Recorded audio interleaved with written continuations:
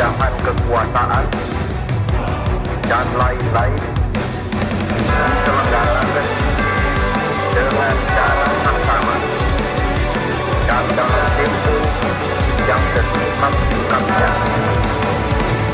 Jakarta, 17 Agustus 1945, atas nama bangsa Indonesia, Soekarno, Hatta.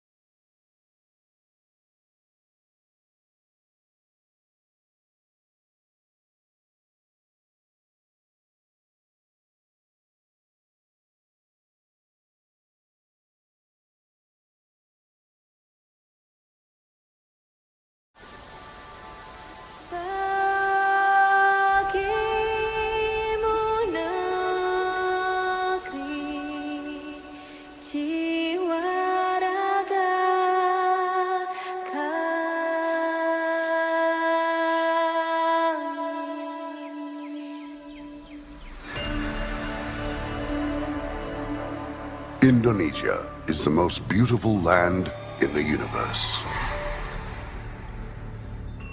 The land where we were born. The nation where we grew up. So many colors that live together in peace. With a million timeless treasures. With an abundance of natural wealth. Indonesia is not just wonderful. Indonesia is a wonderland. Kota baru gunungnya Bamega, Bamega Bamanapur di Salakara, Bamanapur di Salakara.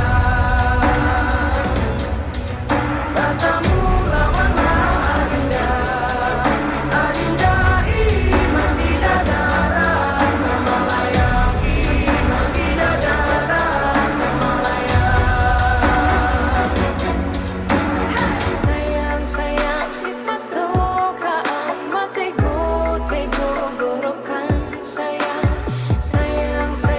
si patokaan makai go gorokan sayang sajojo you madam ko bisa papare samuna muna keke samuna muna keke soleram anak yang manis, anak manis, janganlah dicium, sayang kalau dicium merah pipinya. Kampung nan jauh di Mato, Gunung San Sebaku Liliang, takkan ajo kawan-kawan nan lamo, sangke basuh yang surya.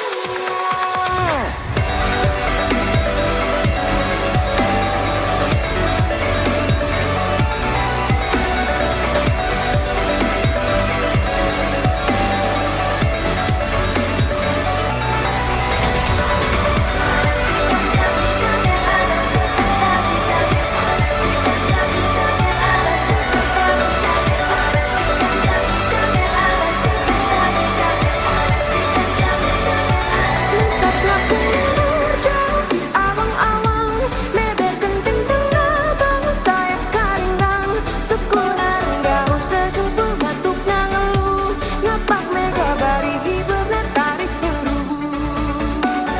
Mana di mana anak kambing saya, anak kambing tuan ada di pohon waru. Mana di mana jantung hati saya, jantung hati tuan ada di kampung baru.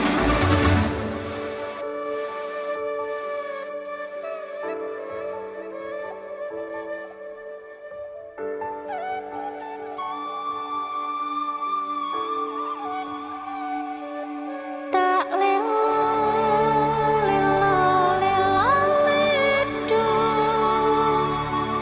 sak menang, ojo pijer nangis, anakku sing ayu rupane,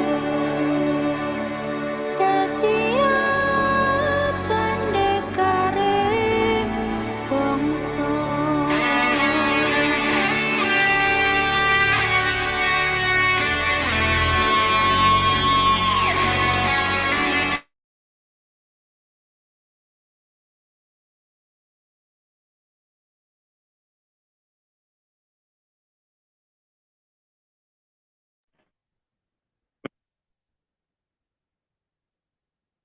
Oke, bismillahirrahmanirrahim. Assalamualaikum warahmatullahi wabarakatuh. Shalom, Om Swastiastu, Namo Buddhaya, Indonesia, dan salam sejahtera bagi kita semua. Dan tentunya selamat pagi dan selamat malam. Dalam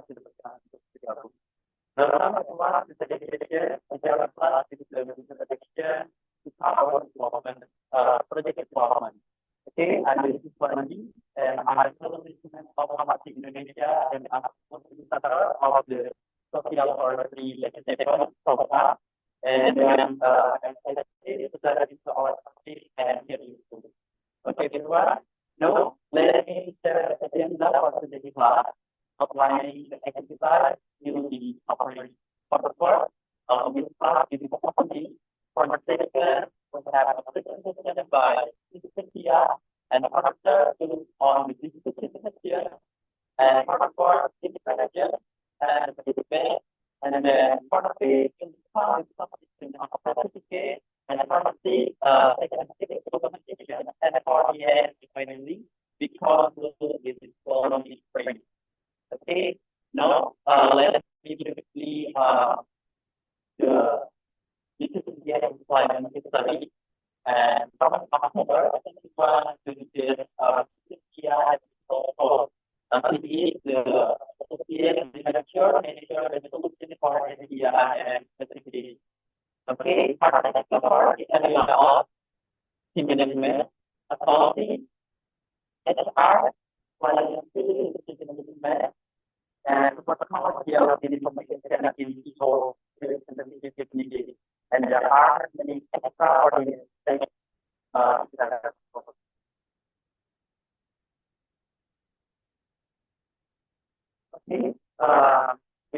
baik, saya silakan untuk ini ya selanjutnya pada kelas ini kita bisa materi yang terkait dengan itu ada yang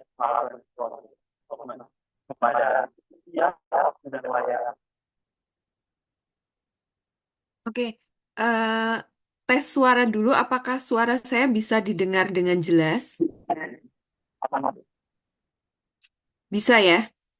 Oke, ya. Saya izin share presentasinya dulu.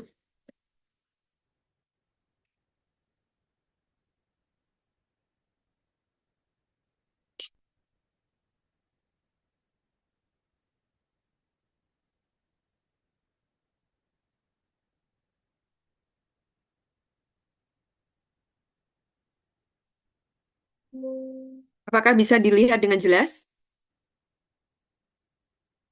Bisa, Ibu. Ya, oke. Ya, terima kasih. Selamat pagi semuanya. Terima kasih Mas Yudi sudah memperkenalkan dan juga teman-teman dari Amati yang sudah hosting session pada pagi hari ini. Perkenalkan nama saya Cynthia. Saya yang akan memberikan materi untuk hari ini, pagi ini dengan judul Introduction to Carbon Project Development. Jadi ada beberapa topik yang akan saya bahas dalam sesi kali ini. Yang pertama adalah saya akan mengajak teman-teman semua untuk memahami sebenarnya apa sih itu yang disebut dengan karbon. Lalu setelah itu kita akan melihat sedikit mengenai bagaimana perhitungan yang dilakukan dan kemudian kita juga akan membahas terkait dengan carbon credit, offset dan juga bagaimana market dari carbon credit itu. Lalu saya akan memberikan overview mengenai carbon project development dan karena ekspertis saya itu khusus di bagian nature-based solution, maka saya akan memberikan materi juga di bagian itu. Dan kita juga akan mendiskusikan mengenai standar-standar yang dipakai dalam carbon project. Dan yang terakhir, yang paling penting menurut saya itu adalah sosial aspek. Karena kalau kita bicara mengenai carbon project itu, di situ tidak hanya bicara soal pohon, tetapi kita juga bicara soal manusia yang tinggal di dalamnya. Oke, jadi kita mulai. Yang pertama, mudah-mudahan teman-teman di sini semuanya paham karbon ini apa. Jadi dia mungkin ada yang berpikir apa sih sebenarnya karbon itu? Apakah dia arang maksudnya atau seperti apa? Jadi karbon ini adalah salah satu unsur kimia yang kita bisa temukan di alam. Dan dari grafik pie chart yang di sini itu bisa dilihat bahwa dia itu adalah elemen bersama-sama oksigen, hidrogen, dan juga nitrogen yang banyak ditemukan di alam. Kalau dalam bentuk mungkin kasat matanya gitu ya, itu dia memang berupa karbon. Jadi seperti yang dilihat pada gambar sebelah kanan itu, ketika dia di awal awal pembentukannya, dia bentuknya seperti itu ya, seperti batu, dan kemudian juga hitam warnanya. Dan ketika dia mengalami tekanan dalam jangka waktu lama dan tekanan yang sangat besar, maka dia bisa menjadi berlian. Jadi berlian itu sebenarnya adalah karbon. Oke. Nah, ketika kita membicarakan tentang carbon project, apa sih yang sebenarnya dihitung atau dikalkulasikan? Jadi yang kita kalkulasikan itu adalah kandungan karbon dalam sebuah pohon. Jadi kita lihat di sini pada grafik di sini terlihat bahwa eh, ini adalah cycle atau siklus dari karbon terestrial atau karbon yang ada di darat. Di situ ada pohon, dia dari akarnya dia menyerap air, menyerap nutrisi dari tanah, kemudian terjadi fotosintesis dengan bantuan sinar matahari di daun, dan pada saat itu juga diserap CO2 sebagai salah satu komponen dalam proses fotosintesis. Kemudian dia dari situ si pohon itu tumbuh. Dia tumbuh dan karbon yang dari CO2 itu yang terserap itu dia akan menjadi salah satu komponen pembentuk dari si pohon itu. Nah, ketika dia melakukan respirasi atau pernapasan, itu dia melepaskan CO2 dan pada saat itu juga CO2 yang ada di udara nantinya akan kembali lagi diserap dalam proses fotosintesis sehingga itulah kenapa disebut sebagai siklus karbon. Seiring dengan pertumbuhan pohon, ini di grafik yang sebelah kanan, itu terlihat dari tahun ke tahun ketika pohon itu membesar, maka disitulah juga kandungan karbonnya itu semakin bertambah. Berapa banyak kandungan karbonnya? Nah, itu tergantung dari si pohon ini tumbuh di mana, si pohon ini jenisnya apa, seperti itu.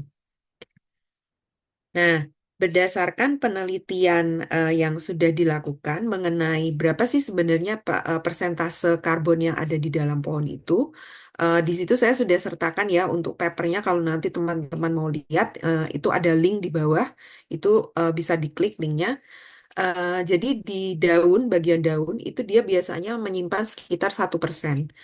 Lalu yang di batang-batang, ranting-ranting, sorry, di ranting-rantingnya itu sekitar 11%. Dan di batangnya atau stemnya itu sekitar 62%. Jadi itu bagian yang paling banyak. Ini sebenarnya kalau teman-teman pernah melihat pohon yang ditebang, lalu di bagian tengahnya itu ada lingkaran-lingkaran tahun itu. Nah, itu ketika dia tumbuh, dia kan semakin diameternya semakin besar.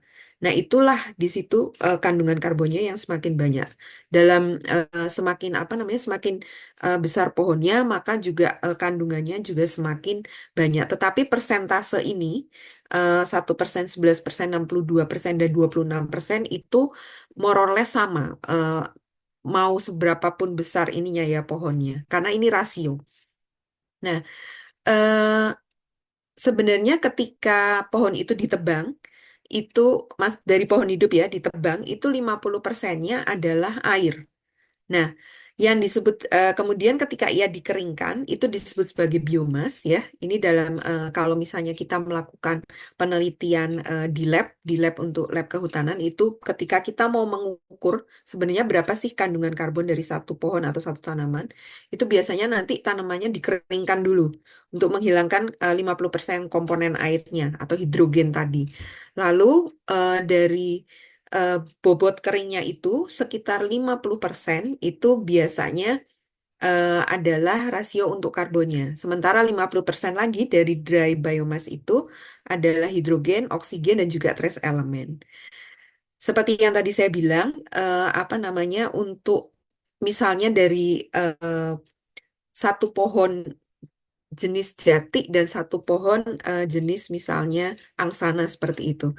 Dia akan memiliki bobot yang berbeda. Karena kalau misalnya kita bilang fast growing, angsana itu fast growing spesies, tanaman yang tumbuh dengan cepat, itu biasanya dia kepadatan kayunya itu kurang. Sehingga ketika kita bandingkan dengan jati yang pertumbuhannya lambat tetapi kayunya keras, maka akan didapatkan biomasa yang berbeda seperti itu.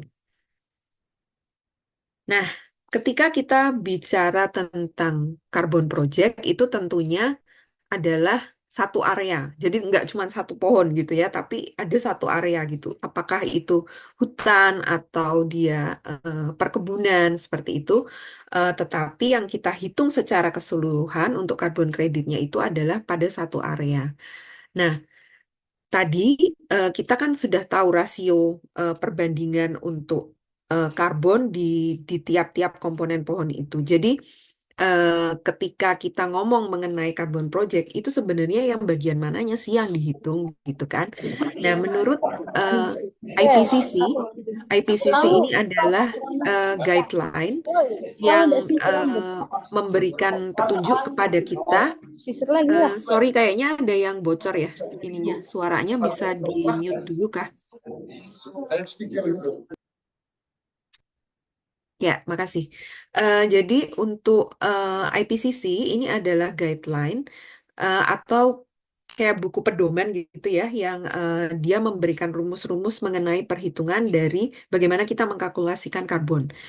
Nah, di situ saya juga sudah sertakan untuk linknya kalau seandainya nanti teman-teman mau lihat bisa diklik. Yang kita hitung dalam carbon project itu adalah 5 carbon pools atau kayak apa namanya konsentrasi karbon yang dihitung gitu untuk karbon project seperti itu ada 5. Yang pertama itu adalah eh, ini dikategorikannya ada 2 ya, above ground biomass atau biomasa yang ada di atas tanah dan below ground biomass atau biomasa yang ada di bawah tanah. Karena tadi komponen karbon itu nggak hanya di daun, cabang, dan batang, tetapi juga ada di akar seperti itu. Nah, yang kita hitung adalah eh, pohonnya, pohon itu sendiri, kemudian tanaman-tanaman perdu-perdu semak-semak yang ada di atas tanah itu, tumbuh di atas tanah tersebut. Lalu kita juga menghitung deadwood atau pohon-pohon yang mati, cabang-cabangnya sudah apa namanya? Mungkin kalau pernah melihat, pernah berkunjung ke lahan gambut itu tanahnya itu mengandung lok-lok pohon yang besar-besar. Nah, itu ketika kita apa mendevelop carbon project, maka debut itu juga termasuk yang dihitung. Lalu juga liter itu adalah serasah daun. Jadi daun-daun yang dia berguguran dari pohon dan menumpuk di atas tanah. Lalu untuk yang kategori below ground biomass itu adalah em, akar-akar yang ada di bawah dan juga biomasa yang ada di dalam tanah atau kita biasa menyebutnya soil carbon seperti itu. Nah, di sini teman-teman bisa melihat perbandingan antara berapa banyak sih ininya karbon yang tersimpan gitu untuk tiap-tiap ekosistem seperti itu. Karena tiap ekosistem itu ternyata mempunyai eh, kandungan karbon yang berbeda. Karbon yang disimpannya itu berbeda. Jadi kita di sini ada beberapa tipe ekosistem. Jadi boreal forest ini dia ada di iklim eh, apa namanya subtropik gitu ya, yang 4 musim seperti itu. Nah, dia itu untuk di atasnya itu dia kandungannya sekitar 64 ini gigaton ya kita bilang apa namanya satuannya. Lalu yang di bagian bawahnya itu ada 344. Kalau teman-teman cermati di sini, yang paling besar itu adalah wetland. Wetland itu yang masuk di kategori wetland itu termasuk lahan gambut. Jadi kenapa Indonesia itu sebenarnya apa sangat potensial untuk mendevelop carbon project karena kita punya lahan gambut yang cukup luas. Jadi kalau dihitung itu kandungan karbonnya juga banyak karena di sini terlihat bahwa dia itu mengandung sekitar 643 untuk yang below ground biomass dan meskipun yang above ground biomassnya tidak terlalu besar tetapi kalau dibandingkan gitu ya dengan yang lain itu yang bagian bawahnya itu sangat signifikan jumlahnya. Lalu selain itu kita juga punya tropical forest karena Indonesia itu terletak di termasuk negara tropis kan kita punya tropical forest. Itu dia yang above ground biomassnya itu sekitar 120. Jadi hampir seimbang dengan yang below groundnya. Tetapi kalau tadi dibandingkan dengan yang lahan gambut gitu, yang bawahnya besar, yang atasnya lebih kecil, kalau yang tropical ini relatif seimbang. Seperti itu. Oke, lalu sekarang kita mau melihat, jadi ini apa sih sebenarnya si forest carbon ini? Dia itu adalah di yang pertama kali mencetuskan untuk pengembangan carbon project yang terkait dengan hutan itu ketika ada Kyoto Protocol dan juga eh, mungkin teman-teman pernah mendengar tentang UNFCCC atau United Nations Framework Convention on Climate Change. Jadi ini adalah konvensi yang dilakukan hampir setiap tahun seperti itu untuk mendiskusikan mengenai perubahan iklim. Pada saat di awal yang ketika ada Kyoto Protocol itu disadari bahwa ternyata hutan itu sangat besar perannya dalam meretain atau untuk mengcapture karbon gitu ya dan untuk menghambat terjadinya perubahan iklim yang lebih lanjut seperti itu. Nah, karena fungsinya itu sangat penting, tetapi kemudian penggunaan hutan selama ini itu sifatnya lebih banyak eksploitatif eh, dibandingkan dengan yang di conserve gitu ya, yang dikonservasi, maka eh, dipikirkan bagaimana sih caranya supaya orang itu bisa keep hutan tetap baik gitu ya, tetapi mereka juga mendapatkan manfaat secara ekonomi. Nah, dari situlah mulai muncul percakapan tentang carbon project development ini. Dan untuk apa namanya menghitung gitu ya, kayak kalau misalnya saya sudah menjaga hutan saya, itu berapa banyak insentif yang bisa saya dapatkan atau payment yang bisa saya dapatkan. Nah, untuk perhitungannya itu dipakailah satuan karbon, seperti yang tadi sudah saya jelaskan dari awal, seperti itu. Oke, nah sekarang kita mau diskusi, mau bicara mengenai carbon offset gitu ya. Jadi seperti tadi saya bilang, itu Kyoto Protocol itu pada tahun 97 dan kemudian ketika periodenya dia sudah berakhir dan digantikan dengan Paris Agreement yang tahun 2015, itu eh, keduanya itu mencetuskan target penurunan emisi secara global.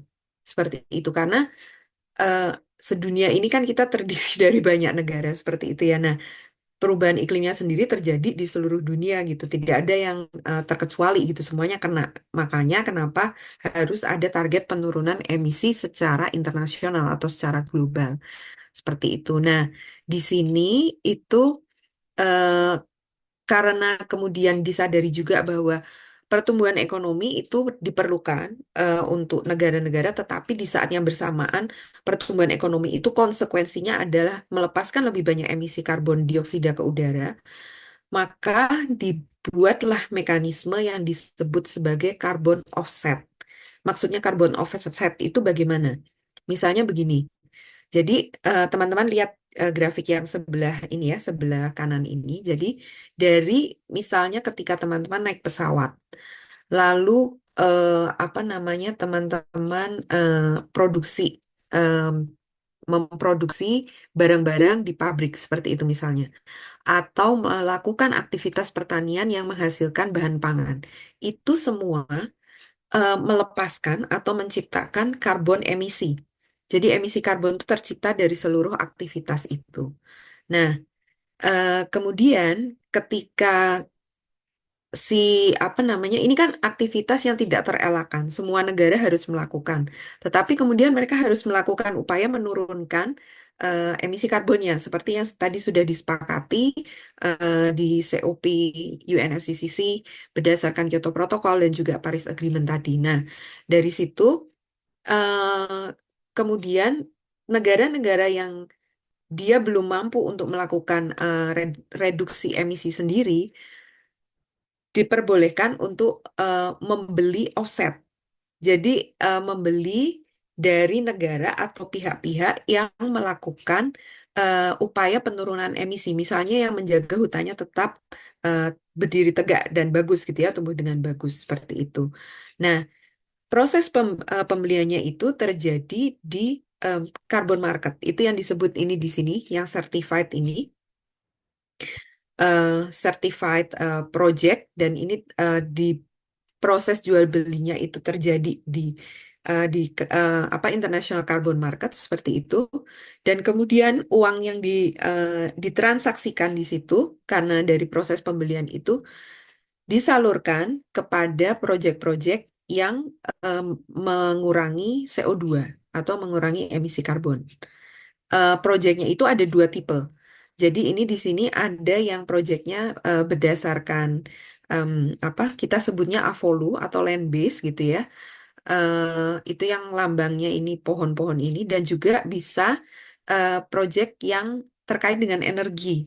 Jadi misalnya penggunaan windmill atau penggunaan geotermal seperti itu. Nah, itu kan energi kita sebutnya di Indonesia energi baru terbarukan seperti itu kan. Nah, itu juga termasuk proyek-proyek yang diperhitungkan sebagai proyek pengurangan emisi.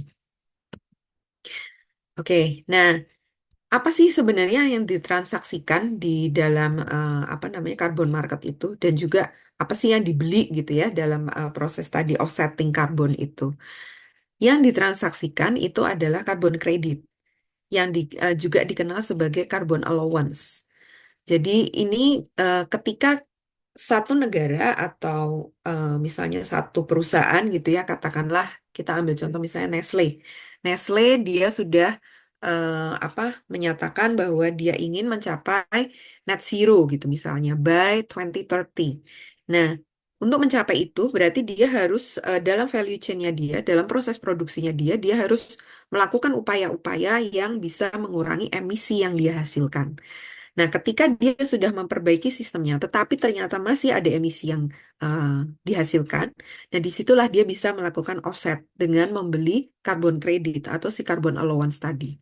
Sehingga dia tetap bisa keep dia punya produksi, dia tetap bisa menghasilkan barang gitu ya, tetapi kemudian seluruh prosesnya itu bisa dihitung sebagai zero emission karena dia sudah memperbaiki value chain-nya sehingga emisi yang dilepaskan itu berkurang, tetapi untuk emisi yang masih tetap tidak terelakkan untuk dilepaskan, dia melakukan offset seperti itu.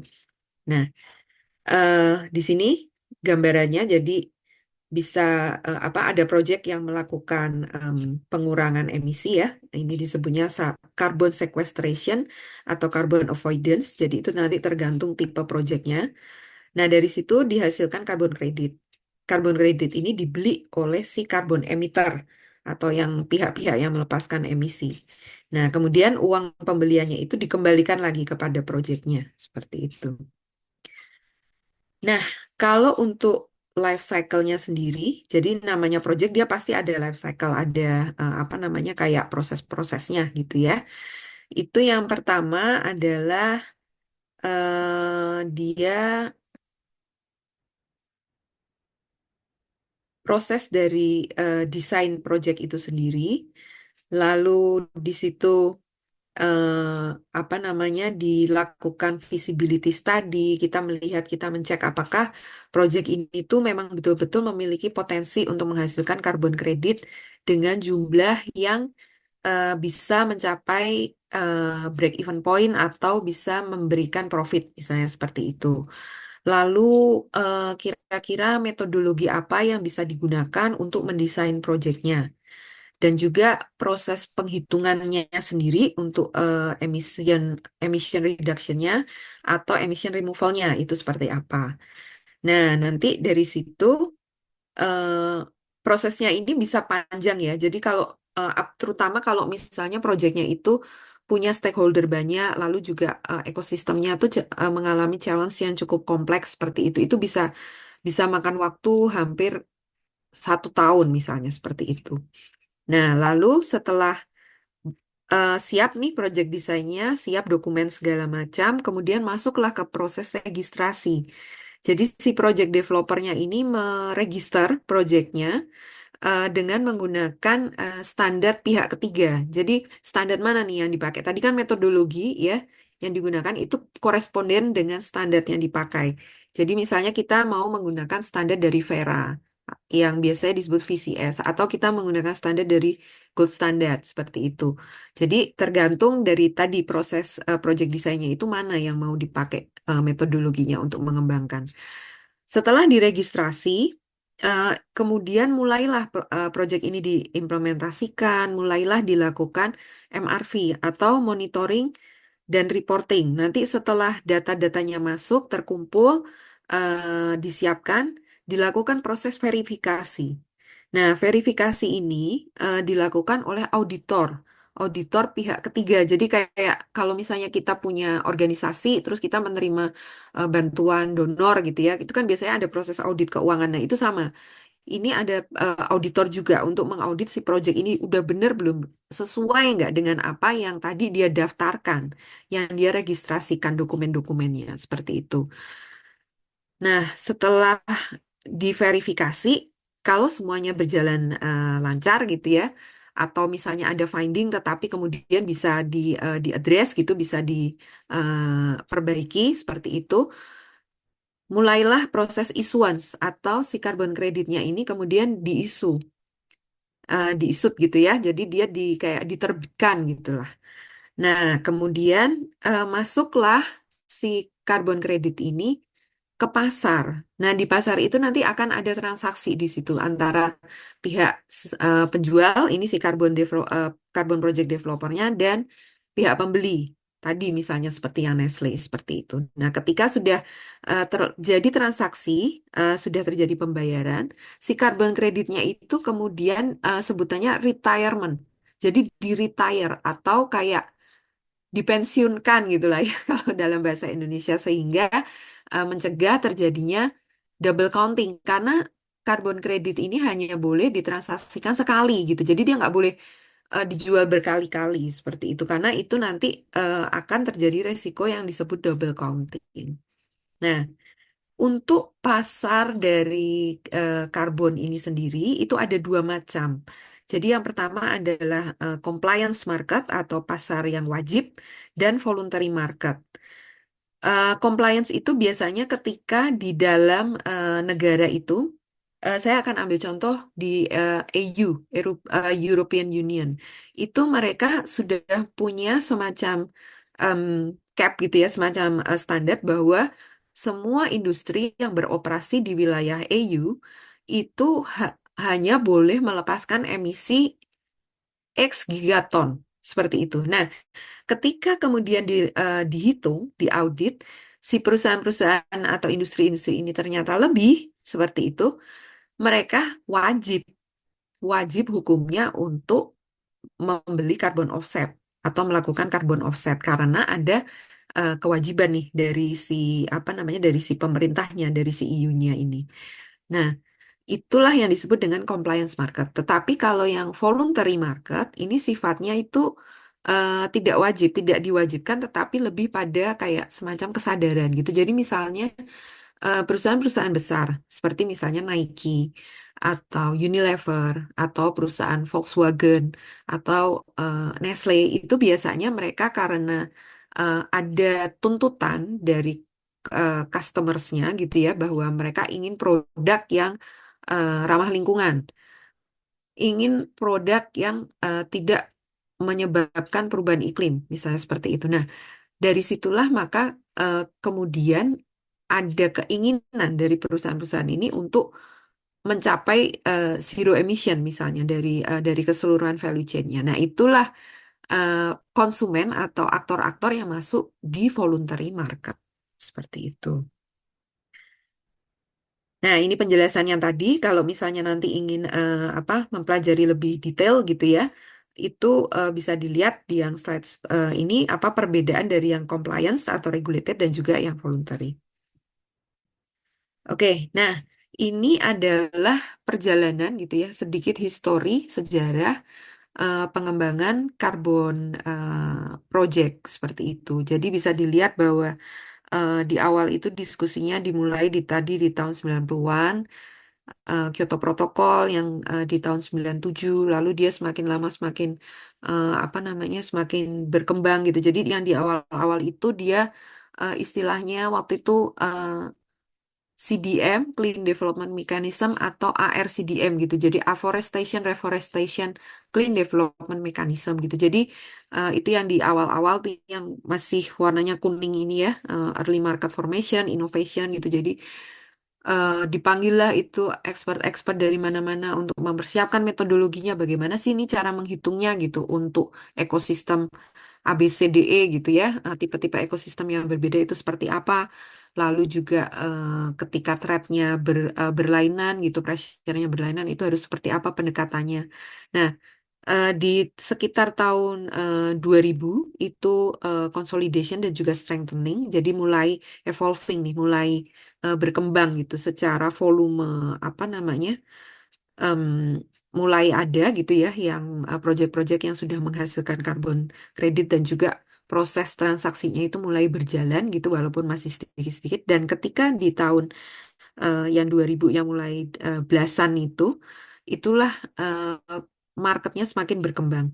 Jadi eh, dengan semakin tingginya awareness dari perusahaan-perusahaan atau corporate itu mereka juga kemudian masuk ke dalam pasar dari karbon ini dan volume transaksinya menjadi semakin besar.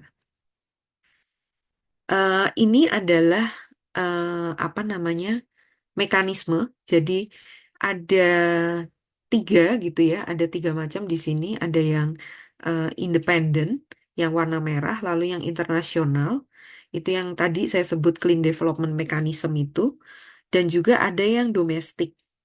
Jadi apa namanya? Ternyata ada tidak hanya pasarnya itu di apa namanya di internasional atau di region yang seperti EU atau negara yang gede gitu, misalnya kayak Cina itu dia punya sendiri gitu ya. Tetapi ternyata di negara-negara bagian itu misalnya kayak di sini apa Alberta, Alberta itu di Kanada, dia provinsi di sini, itu dia punya mekanisme sendiri gitu. Jadi levelnya itu bervariasi di sini. Ada yang apa namanya? Levelnya itu di tingkat negara, tetapi ada juga yang levelnya bahkan di tingkat provinsi dan ada yang di tingkat global. Oke, sekarang setelah kita belajar mengenai em, carbon marketnya, kita masuk kepada aspek teknikal dari carbon project development ini.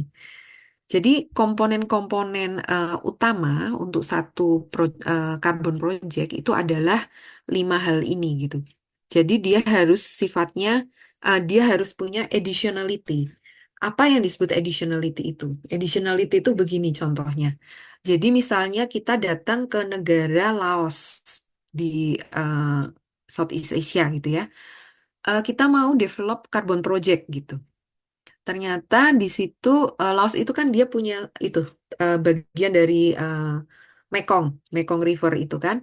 Nah, itu eh, gede sungainya. Kayaknya bagus nih kalau kita bikin apa hydropower. Jadi pembangkit listrik tenaga air gitu. Karena kan dia lebih em, apa berkelanjutan atau lebih ramah lingkungan gitu dibanding pembangkit listrik yang berbahan dasar batu bara misalnya seperti itu.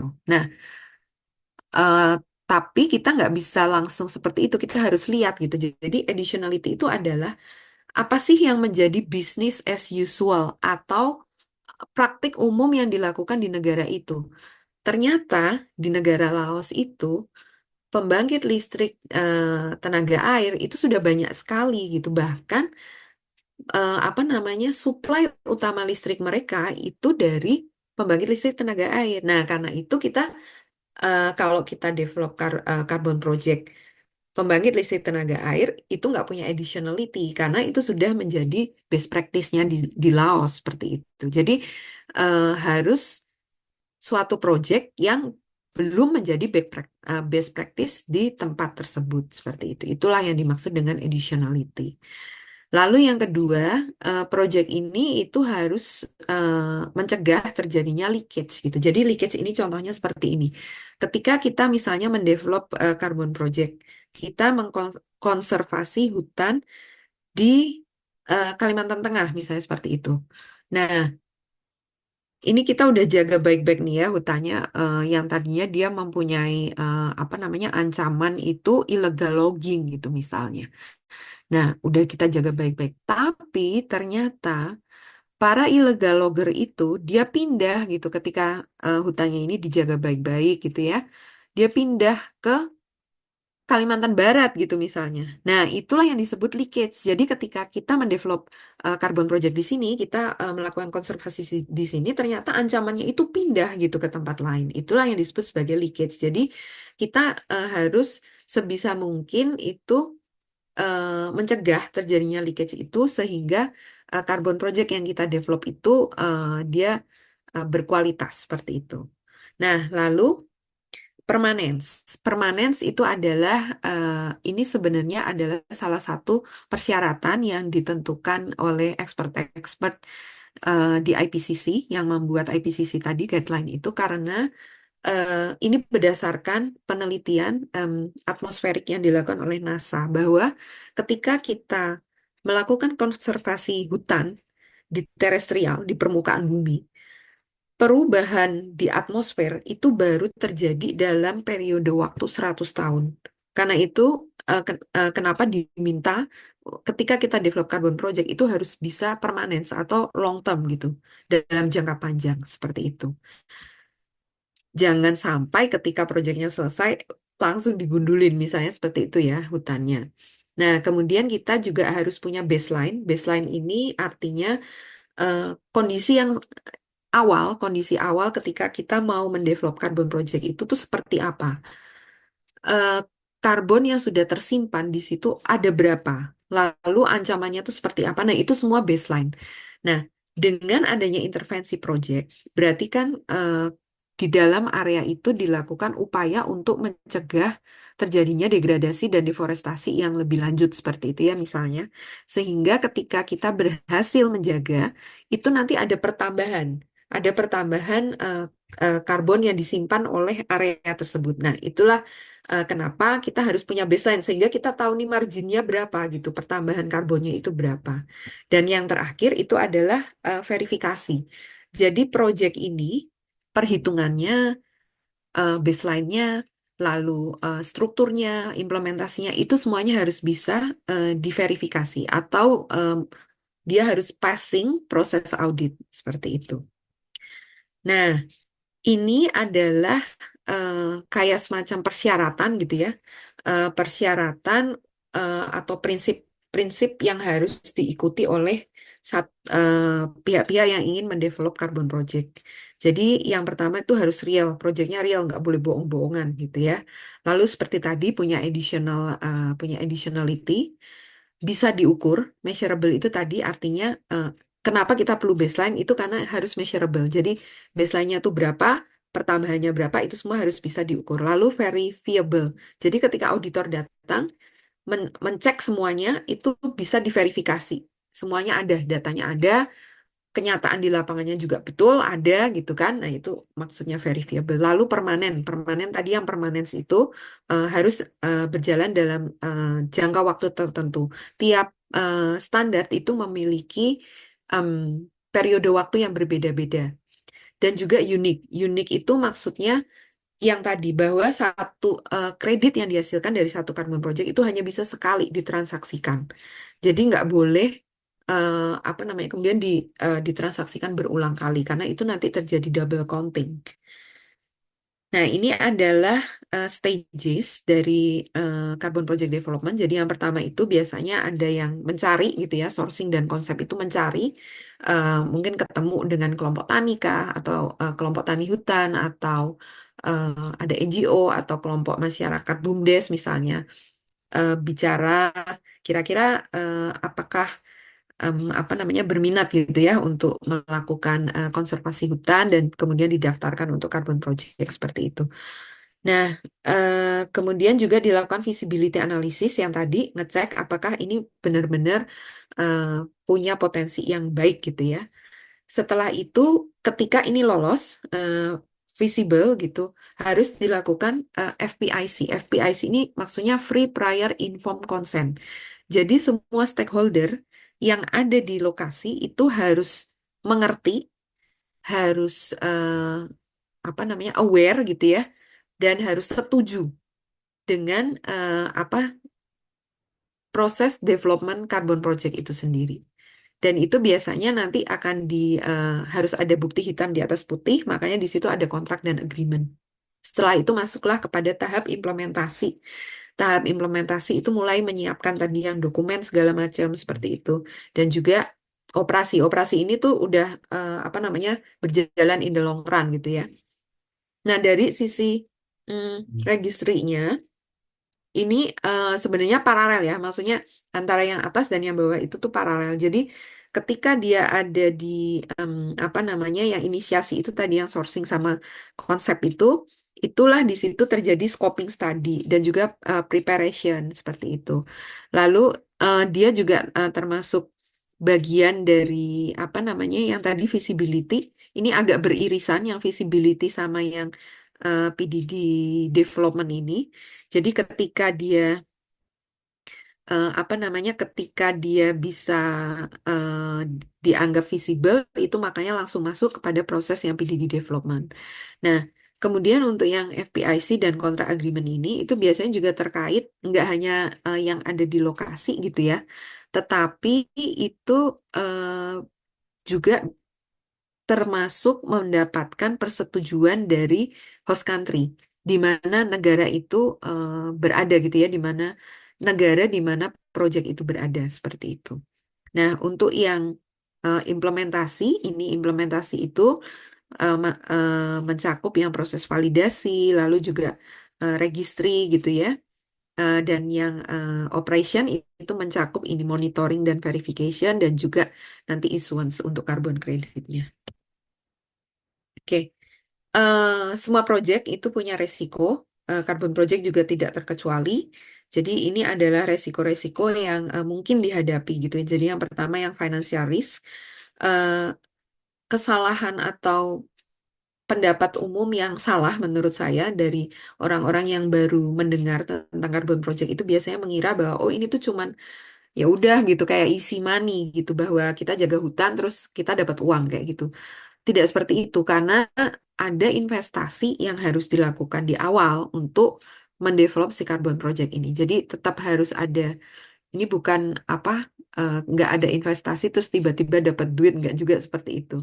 Lalu yang kedua, eh, legal atau regulatory risk itu biasanya terjadi ketika negara tempat project itu berada, itu biasanya tadinya belum, apa ya, belum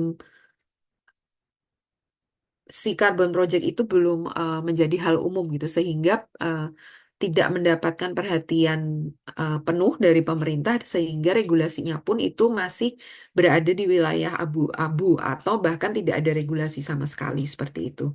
Nah, eh, ketika apa namanya ketika mereka sudah mulai aware dan ketika mereka mengeluarkan peraturan, sementara itu sudah berada di tengah-tengah proses development karbon, itu biasanya bisa menciptakan risiko tersendiri gitu ya. Lalu yang ketiga adalah environmental sosial. Ini seperti yang tadi gitu, misalnya kita develop karbon di Kalimantan Tengah, tapi ternyata kemudian itu pindah gitu, ancaman lingkungannya pindah ke Kalimantan Barat misalnya seperti itu. Atau social risk. Social risk ini terkait dengan misalnya ketika tadi yang proses FPIC itu tidak melibatkan semua eh, stakeholder yang ada di lapangan. Dan juga ada technical risk. Technical risk ini biasanya kalau misalnya salah gitu dalam analisisnya tadi, terus salah memilih apa metodologinya, sehingga kemudian standarnya juga nggak sesuai gitu sama proyeknya. Sehingga nanti ketika di audit, diverifikasi, ternyata nggak pas gitu karena hitungannya nggak sesuai seperti itu. Nah, lalu juga yang reputational risk. Jadi mengapa kemudian tadi proyeknya harus real, kemudian juga harus betul untuk yang monitoring dan operation atau implementasinya itu karena kalau seandainya nanti diaudit dan kemudian ada temuan bahwa ini ternyata proyeknya tuh cuman bohong-bohongan, nah itu reputasi sekali gitu. Itu udah eh, kalau dia masuk ke market juga mungkin nggak ada yang mau beli seperti itu. Untuk market risk itu biasanya adalah ketika kita masuk di market tiba-tiba harganya turun gitu kan. Marketnya itu sama kayak pasar kita eh, biasa gitu ya. Jadi ketika supply barang banyak harganya turun atau ketika supply barang sedikit permintaan tinggi harganya naik seperti itu. Nah, itu sama juga mekanismenya.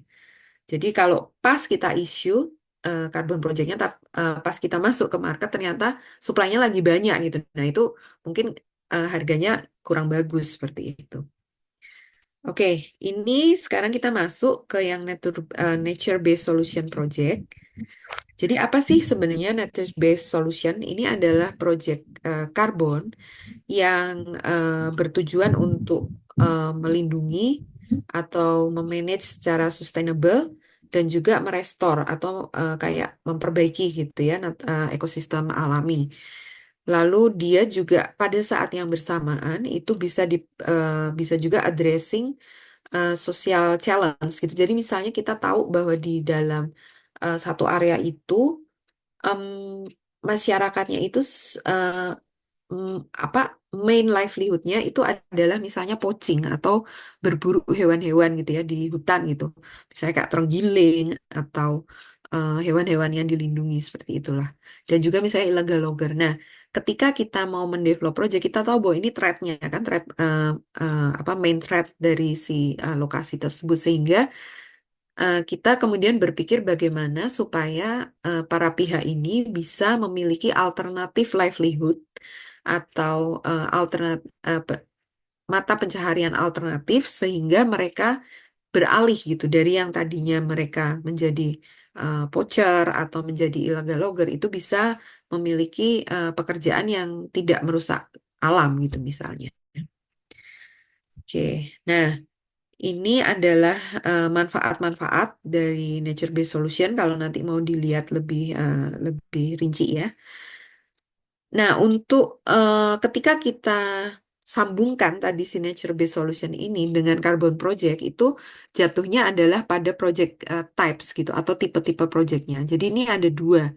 Yang pertama itu yang di sebelah kiri itu adalah avoided emission gitu atau menghindari lepasnya emisi karbon ke atmosfer. Seperti itu. Nah, ini apa? Ini adalah ini tipe-tipenya ya. Ada contoh-contohnya gitu. Em, dia bisa misalnya landfill itu jadi sampah ketika dia cuma landfill ditumpuk biasa aja gitu. Dia biasanya akan melepaskan metan. Nah, itu metannya di capture. Metanya di capture misalnya nanti dijadikan kayak biogas misalnya seperti itu. Nah, itu yang disebut sebagai salah satu contoh dari avoided emission atau kita mencegah supaya emisinya itu tidak lepas ke udara seperti itu. Bisa juga ini yang improve cook stove. Kebetulan ini contohnya lebih dari yang sektor energi ya. Kemudian juga untuk yang tengah ini yang nature based solution itu dia em, improve forest management. Jadi misalnya saya punya usaha kehutanan yang memang untuk apa hutan produksi gitu. Jadi selective logging gitu ya. Jadi dia akan ditebang gitu. Nah, misalnya kita biasa panen dalam periode waktu 5 tahun misalnya. Nah, ketika kita mau mendevelop carbon project, kita panjangkan. Periode harvestnya itu kita panjangkan dari 5 tahun menjadi 10 tahun. Nah, margin yang 5 tadi itu dari 5 ke 10 itu marginnya 5 kan. Itu yang kemudian diperhitungkan sebagai carbon project dan tipenya adalah avoided emission seperti itu. Kalau yang carbon removal itu adalah dia em, untuk yang contoh dari energi itu ini ya apa capture ini kan kayak misalnya eh, kita mendevelop alat yang bisa mengcapture CO2 gitu dari atmosfer gitu dari udara. Tetapi kalau yang untuk short term ini yang apa nama sorry untuk yang nature based solution yang termasuk carbon removal itu adalah afforestation, reforestation. Jadi proses penanaman kembali hutan gitu ya atau misalnya dari yang lahan gundul kemudian ditanami sehingga menjadi hutan seperti itu. Nah, ini adalah tipe-tipenya, tipe-tipenya. Jadi kalau yang tadi yang berdasarkan IPCC guideline dan Kyoto Protocol itu sebutannya itu belum NBS atau Nature Based Solution tetapi AVOLU. AVOLU itu singkatan apa sih? Agriculture, Forestry and Other Land Use. Jadi pokoknya semua kegiatan yang berbasis lahan seperti itu. Nah, itu ada 5 tipe, 5 tipe metodologi yang terkait dengan si land use itu. Jadi yang pertama itu kita punya ARR atau aforestasi, reforestasi, dan revegetasi. Itu adalah proses penanaman kembali gitu ya. Jadi kalau ARR ini dia baseline-nya adalah kosong gitu, tanah bare land gitu, tanah gundul seperti itu. Kemudian dia ditanamin kembali. Kalau yang kedua itu tipenya adalah ALM atau Agricultural Land Management. Jadi ini biasanya diperuntukkan untuk pertanian-pertanian yang skala besar ya, pertanian skala besar di mana dia biasanya misalnya menggunakan apa namanya machinery untuk tiling gitu, untuk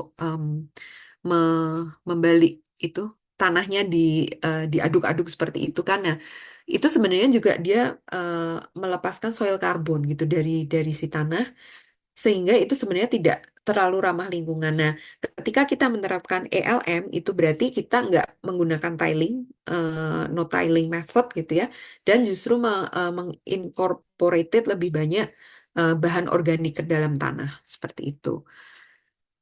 Ini juga bisa diterapkan untuk yang improve grassland management ini biasanya untuk yang range atau yang peternakan, yang rancher seperti itu.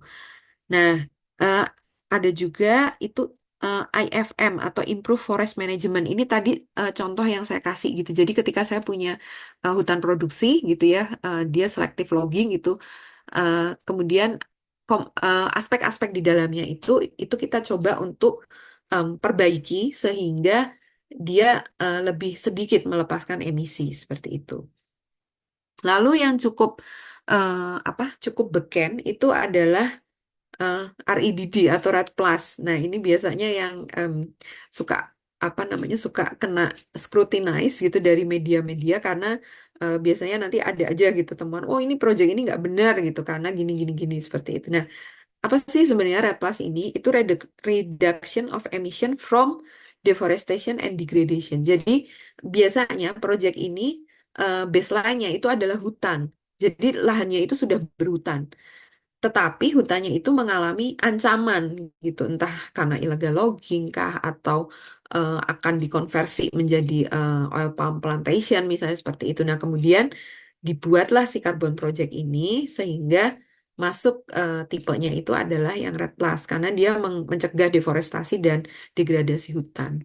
Dan yang terakhir itu tipenya adalah Wetland Restoration and Conservation atau WRC.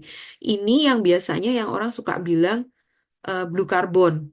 Kalau teman-teman pernah dengar itu ini yang masuk kategori project blue carbon. Jadi dia yang mangrove, terus apa namanya marshland itu yang di laut itu ya, yang kayak apa sih kalau bahasa Indonesianya? Jadi kayak padang lamun seperti itu. Atau di lahan gambut. Nah itu dia masuknya kategori ini. Sebentar saya izin minum dulu.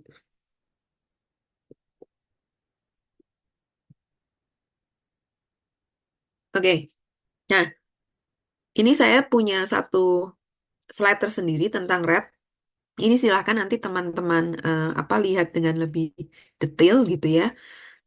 Kenapa saya tambahkan ini? Karena di Indonesia itu kebanyakan proyeknya masuknya kategori ini. Gitu. Jadi supaya bisa supaya bisa belajar lebih lanjut gitu mengenai Red Plus ini. Jadi ada 4 komponen utama biasanya. Ini yang pertama adalah jadi sudah ada national strategy gitu, Indonesia juga punya.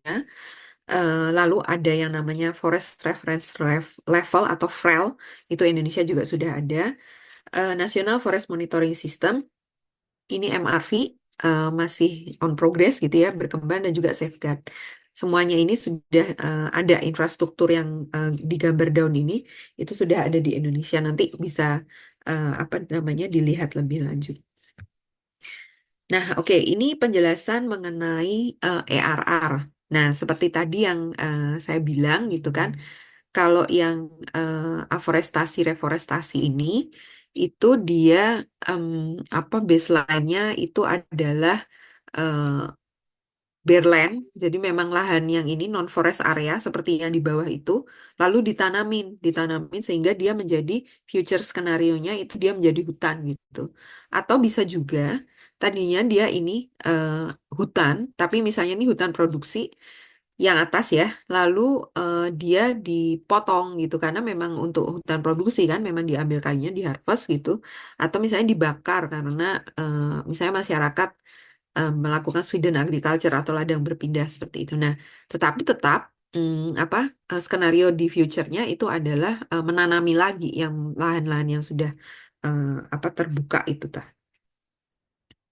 Lalu ini yang detail untuk yang ELM gitu ya, yang tadi yang agriculture itu jadi ada beberapa komponen gitu yang bisa dilakukan untuk proyek ini. Jadi ini adalah contoh-contoh aktivitas yang bisa dilakukan under kategori ALM ini. Oke, nah ini yang tadi yang IFM atau yang Improve Forest Management tadi seperti yang saya bilang gitu ya, untuk yang better harvesting gitu. Jadi misalnya tadinya di harvest dalam periode waktu 5 tahun dipanjangin gitu jadi 10 tahun gitu. Atau misalnya untuk yang wilayah yang riparian atau yang di tepi badan air gitu sungai itu biasanya tuh udah langsung dipisahkan gitu. Ini nggak boleh diapa-apain gitu karena dia termasuk yang high conservation value area misalnya seperti itu. Atau apa ada proses tining. Tining ini biasanya untuk yang ini, untuk mencegah kalau seperti di apa namanya di Kanada sini itu dia em, hutannya kan kebanyakan hutan cemara. Kalau di kita kan pokoknya taunya tuh cemara ya.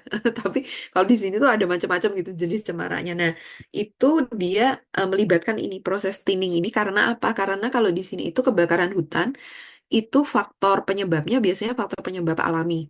Jadi kilat, ketika ada kilat gitu ya, dan itu menyambar karena kering, terutama untuk yang kayak sekarang ini udah masuk musim gugur, lalu nanti ke winter gitu, itu kondisinya kering sekali gitu. Jadi ketika ada petir itu nanti bisa yang langsung kayak karena pohon cemara itu kan dia mengandung apa sih kayak terpentin itu ya minyaknya itu kan jadi kayak langsung nyala gitu. Jadi ketika tidak dilakukan thinning, itu material yang di bawah apa pohon-pohonnya itu banyak dan itu juga nanti jadi kayak semacam dianggapnya kayak fuel gitu ya. Jadi dia ketika ini kebakar dari atas, kena yang di bawah langsung jadi gitu ininya.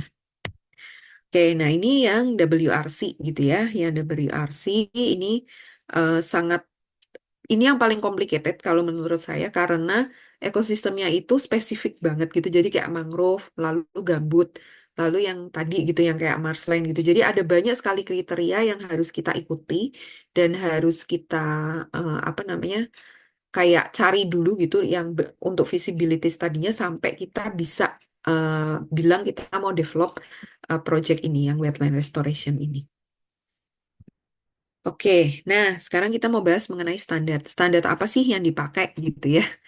Eh ini ada yang pertama yang mau saya bahas di sini itu adalah ICROA. ICROA ini tuh kayak semacam eh, apa? Mungkin bisa dibilang kayak semacam watchdog gitu ya. Atau kalau misalnya kayak di Indonesia tuh misalnya ICW gitu. International Corruption Watch gitu atau Indonesian Corruption Watch gitu. Nah, itu yang mengawasi gitu, mengawasi semua proses yang terjadi gitu ya untuk yang si apa namanya karbon proses marketnya lalu developmentnya seperti itu standarnya. Jadi di sini dia punya code of best practices gitu. Jadi anggota ICROA ini tuh dari macam-macam sih, dari yang standar, kemudian dari carbon project developer, ada juga dari yang apa namanya yang untuk market ininya ya, organizernya seperti itu. Jadi masing-masing itu mereka menyuarakan concern, mereka memberikan masukan, ini kira-kira apa yang masih bisa diperbaiki dalam keseluruhan struktur itu. Nah, ini adalah standar yang biasa dipakai untuk mendevelop carbon project. Jadi ini ada Vera. Vera itu standarnya namanya VCS, Voluntary Carbon Standard. Lalu ini yang paling banyak dipakai. Vera itu yang paling banyak dipakai. Lalu ada Gold Standard, ada Plan Vivo. Plan Vivo ini biasanya dipakai untuk yang project-project yang terkait sama community, misalnya indigenous people kayak gitu. Dan dia juga skalanya lebih kecil dibanding yang dua tadi, yang Vera sama Gold Standard. Lalu ada yang ART, ini Architecture for Red, ini baru, belum terlalu banyak yang pakai. Lalu ada juga Social Carbon, Global Carbon Council, dan juga Puro Earth. Tapi yang paling tiga yang paling banyak dipakai itu Vera, Gold Standard, dan juga Plan Vivo. Oke. Nah, terakhir, ini sosial aspek. Sosial aspek ini kenapa menjadi penting? Seperti tadi saya bilang, ada beberapa hal gitu ya terkait ketika kita develop carbon project itu kita nggak cuma ngomong tentang pohon, nggak cuma ngomong tentang hutannya, nggak cuma ngomong tentang technical aspek, tapi di situ ada orang, ada stakeholder. Nah, itulah yang harus di-manage juga gitu dalam carbon project ini. Jadi yang pertama itu adalah FPIC, Free Prior Informed Consent itu apa namanya ini proses ini wajib ya wajib hukumnya berdasarkan standar juga harus dipenuhi. Orang-orang yang semua stakeholder yang berada di lokasi project itu harus kayak semacam mengetahui setuju gitu ya untuk dikembangannya apa project carbon project di wilayah mereka seperti itu. Ini apa seednya gitu atau mulainya itu dari UN Declaration on the Rights of Indigenous People atau UNDRIP itu. Itu banyak negara yang ratify karena mereka juga punya indigenous community di dalam negaranya dan itu biasanya mereka mereka ini kan indigenous people itu banyak yang tinggalnya masih di hutan, di remote area seperti itu. Jadi ketika hutan itu dijadikan area untuk carbon project, mereka tuh harus tahu gitu karena mereka akan kemungkinan akan affected gitu oleh carbon project ini dan biasanya mereka itu tidak punya apa ya cukup kapasitas gitu untuk menyuarakan concern mereka atau interest mereka seperti itu. Makanya kenapa proses ini diwajibkan untuk melindungi stakeholder tersebut. Lalu ada yang namanya safeguard. Safeguard ini adalah kayak mungkin bisa dibilang semacam risk management gitu ya. Jadi kita udah tahu nih kita bisa foresee project ini kemungkinan threat-nya ini, resikonya ini, sehingga ketika kita tahu, kita udah siap-siap, kita udah siapkan safeguard-nya itu kira-kira seperti apa untuk memanage resiko yang kalau sampai muncul, itu efeknya tidak sangat destruktif, misalnya seperti itu. Nah, yang terakhir itu adalah benefit sharing. Kan tadi ketika ada transaksi untuk carbon credit itu ada uang yang harus apa maksudnya uang yang diterima dan harus di disburse atau disalurkan balik kepada proyeknya itu sendiri sehingga stakeholder yang terlibat di dalam wilayah tersebut di dalam proyek tersebut juga harus mendapatkan benefitnya seperti itu. Nah, ini adalah apa namanya detailnya. Nanti bisa dilihat di sini kalau mau lihat resourcesnya juga ada. Saya sudah sertakan di sini ada dua link itu bisa dilihat kalau pengen belajar lebih lanjut mengenai FPIC. Ini juga yang safeguardnya itu ada banyak.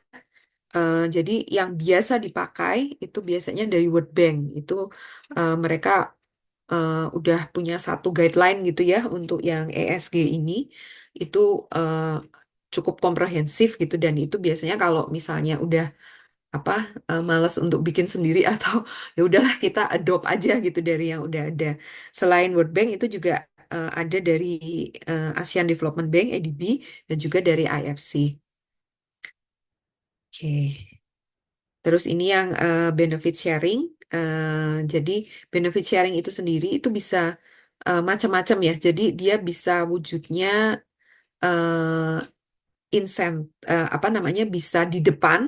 Jadi di depan itu ini time frame ya, di depan diberikan di depan atau diberikan berdasarkan milestone atau diberikan di belakang. Kayak gitu. Jadi kalau yang di depan itu kayak kita bilangnya upfront payment. Kalau yang ini di tengah itu by phase gitu ya, berdasarkan milestone. Dan kalau yang di belakang itu result based payment. Itu biasanya disebutnya seperti itu. Lalu untuk prosesnya sendiri itu bisa langsung gitu ya. Bisa langsung itu maksudnya langsung stakeholdernya mendapatkan manfaat finansial atau secara tidak langsung. Jadi misalnya ketika dibagi dalam bentuk finansial itu ternyata dapatnya sedikit gitu. Nah, biasanya nih apa proyek-proyek yang pakai plan Vivo nih biasanya. Jadi ketika itu kurang signifikan gitu ketika dibagi katakanlah per kakak gitu ya. Nah, itu uangnya biasanya kemudian secara komunal. Jadi manfaatnya itu apa misalnya kemudian uangnya itu dipakai untuk membangun sekolah atau membangun jembatan atau membangun apa nursery misalnya seperti itu. Jadi itu yang disebut dengan yang tadi beda antara direct dan indirect seperti itu. Lalu bentuknya itu juga bisa apa diberikan sebagai insentif gitu ya ketika mereka sudah menjaga hutan gitu. Nah, mereka dapat insentif seperti itu atau bisa juga sebagai intervention. Ini maksudnya intervention project gitu. Jadi mereka mendapatkan manfaatnya itu karena ada project. Jadi misalnya mereka bekerja di project sebagai yang mengumpulkan seedling gitu ya di hutan atau mereka yang kalau misalnya ini mangrove gitu mereka yang memelihara gitu di apa namanya bibit-bibit yang sudah ditanam di areanya seperti itu. Oke, saya cukupkan di sini. Saya kembalikan ke Mas Yudi. Terima kasih.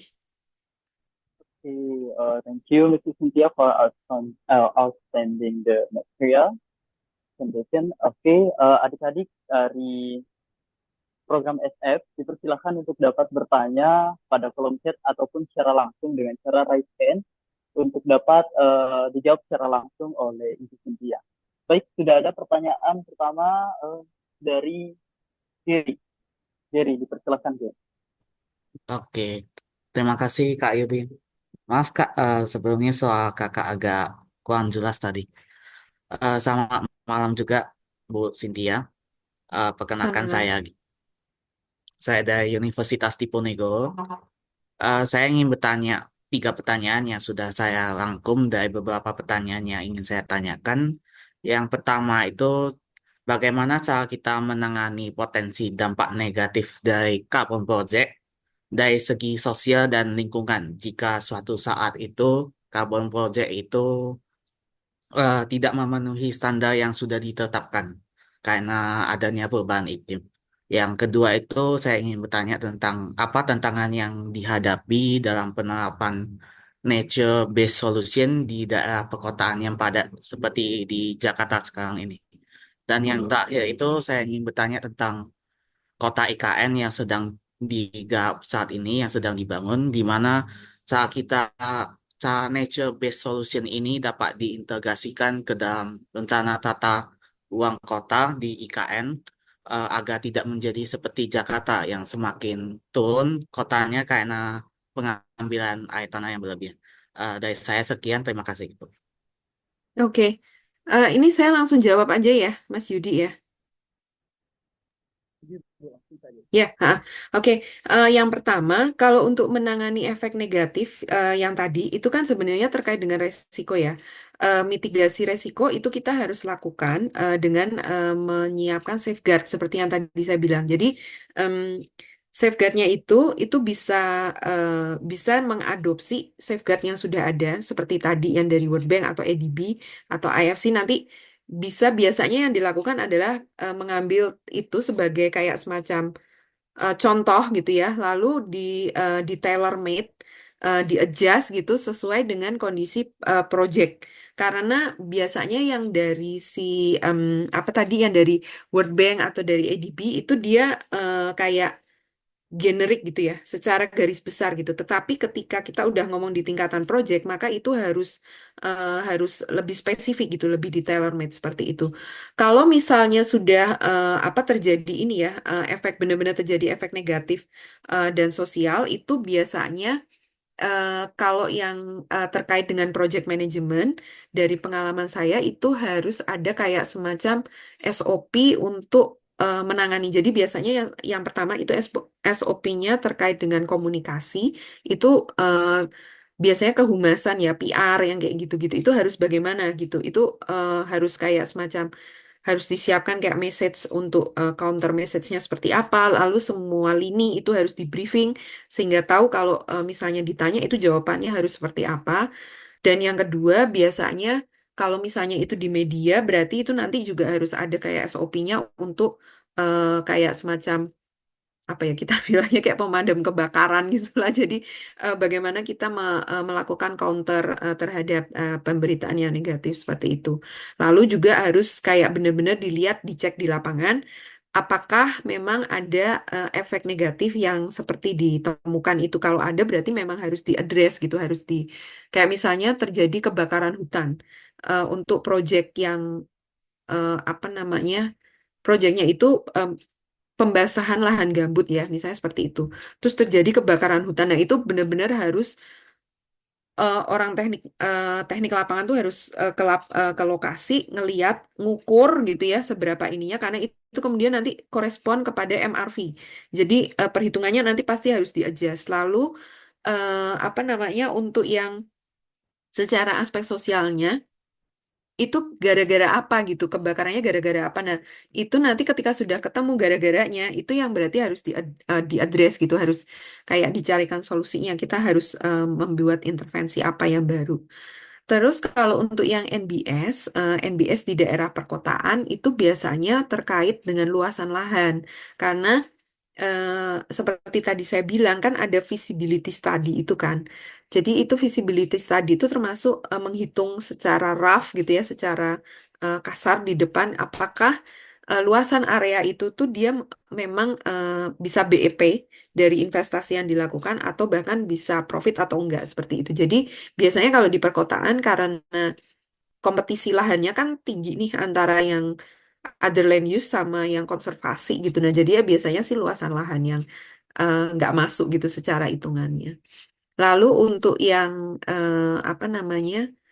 Untuk yang IKN sama integrasi NBS-nya ini, eh, kalau yang sepengetahuan saya sih, dia memang dari desain landscape-nya, untuk yang IKN itu memang ada kayak wilayah-wilayah RTH-nya itu sudah diperhitungkan cukup luas seperti itu. Karena kan mereka konsepnya Green City. Green City kan kalau berarti kalau Green City ya mau nggak mau kan dia harus memperhitungkan RTH-nya yang besar. Cuman apakah nanti kemudian tuh implementasinya memang betul-betul 100% mengikuti desainnya itu atau enggak, itu yang saya nggak tahu seperti itu. Boleh next question Mas Yudi? Gimana dari atas jawaban dari Cynthia? Aman nggak? Dari apakah masih terhubung dari? Uh, dari saya mungkin ingin bertanya sekali lagi, uh, mungkin kan di Kanada kemarin kan tahun 2023 itu krisis besarnya di pembakaran hutan. Kemarin Hmm. itu di Kanada itu solusi mereka gimana ya? Karena penghasilan karbon kemarin itu melebihi standar dan juga langsung naik juga kan peringkatnya. Solusi yang diterapkan Kanada saat itu, Bu. Ya, kalau untuk yang kebakaran hutan di sini itu skalanya kan memang gede banget ya. Itu mereka nggak bisa ngatasin sendiri sih. Itu mereka untuk pemadamannya itu mereka kerjasama dengan em, apa dari South Africa sama dari Australia. Karena dua dua negara itu tuh dia terkenal untuk apa kompetensi si pemadam kebakarannya itu bagus gitu untuk terkait dengan kebakaran hutan. Karena memang negara dua itu juga sering gitu mengalami kejadian kebakaran hutan. Nah, kalau untuk ini saya nggak bisa nunjukin ya. Jadi saya ada fotonya sih. Jadi yang bekas bekas kebakarannya itu memang ini banget sih. Jadi kayak udah bukitnya tuh bare gitu ya, hitam gitu. Terus si pohon-pohonnya itu tinggal kayu-kayu, batang-batang berdiri dan gosong gitu kayak arang gitu. Jadi dia eh, yang jelas sih relokasi pasti karena apa namanya yang korban ininya juga banyak banget gitu. Cuman kalau untuk mereka solusinya seperti apa, seperti yang tadi saya bilang, itu mereka sekarang mencoba untuk encourage manajemen hutan dengan menggunakan api. Jadi justru api ini untuk memanage ininya, untuk memanage apa namanya layer ininya ya, layer pohon-pohonnya itu sama thinning yang tadi yang pembersihan. Jadi si apinya itu untuk membersihkan materi di bawah ini ya, understoriesnya itu di bawah tegakan-tegakan pohon itu sehingga ketika apa namanya, ketika terjadi em, lightning itu tadi si petir itu dia cuman ngebakar si pohonnya itu aja gitu. Karena juga gini, ketika itu nggak dilakukan thinning dan nggak dilakukan pembersihan dengan api, si pohon itu tuh tumbuhnya kan kompetisinya sangat tinggi tuh. Nah, ketika kompetisinya tinggi, dia tumbuhnya tuh juga nggak bagus. Jadi pohonnya nggak sehat. Jadi ketika kesamber petir itu langsung langsung nyala gitu. Tapi kalau itu dilakukan thinning, terus juga di manage dengan api pembersihannya itu, dia lebih lebih sehat pohonnya. Sehingga kalau dia lebih sehat, lebih resilience kan terhadap apa namanya ancaman alam yang seperti itu. Kayak gitu sih solusinya. Izin tanya sekali lagi, Bu. Di Kanada itu sendiri itu bisa penghijauan kembali gak ya? Kayak di Bromo kemarin kan pernah kebakaran karena pre-wedding kan. Sekarang itu Bromo udah jadi hijau kembali karena Heeh. alam itu sendiri. Kalau di Kanada Heeh. itu bisa bisa juga gak ya? Kayak penerapan kayak gitu. Kayak alam Bisa itu. tapi lebih lambat.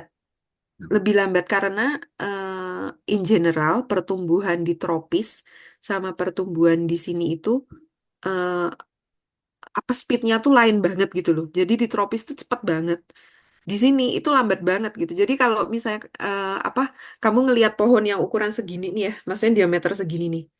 Diameter segini apalagi yang itu tuh bisa jadi dia eh, umurnya tuh udah puluhan tahun yang puluhan tahun banget gitu. Maksudnya yang 60 tahun gitu atau tapi masih segini gitu saking pertumbuhannya itu pelan gitu, lambat banget.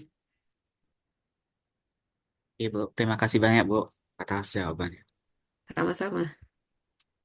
Oke, terima kasih Gary dan juga Ibu Cynthia atas pertanyaan dan juga jawaban untuk pertanyaan yang pertama. Dan selanjutnya kita akan beralih pada pertanyaan kedua yang akan datang dari Saudara Muhammad Niam Prima Putra. Kepadanya dipersilakan.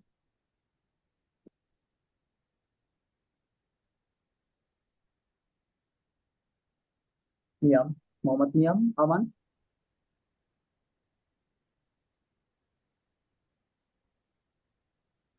Masih mute ya, nggak kedengeran saya. Muhammad Niam, masih di mute. Benar.